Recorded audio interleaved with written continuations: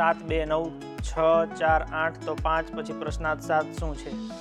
તો આમ આપણે જોઈએ તો 5 6 7 છે, આમ જોઈએ તો 7 8 9 છે, તો 2 4 તો આપણને ખબર પડે 6 હોવું જોઈએ કે છે એ કઈ રીતના ખબર પડે? તો હવે અહીંયા જુઓ તમે લોજિક સમજો તો 7 ને 2 9, 9 ને 9 18, એટલે ત્રણેયનો સરવાળો 18 થયો.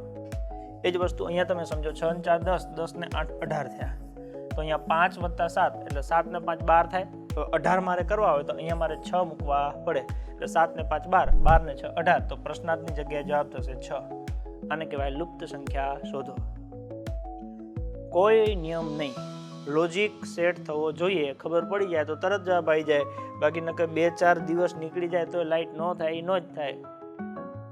ખબર પડે છે? એટલે આ એવા ટોપિક છે કે જેને તમે સોલ્વ કરવા બેસો ને તરત આવી જાય ને તો ભલે, ના આવે તો મૂકી દેવાનું, ખોટો સમય બગડવાનો નહીં. ક્યારેક આપણે આવી જાય, કોઈને ઊંઘ ન આવતી હોય ત્યારે આવું લઈને બેહવું તો કાંઈક આવી જાય.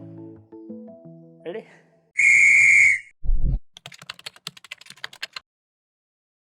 ચર્ચા ચાલુ રાખીશું. સફળ થવાનું કરવાના જ છે.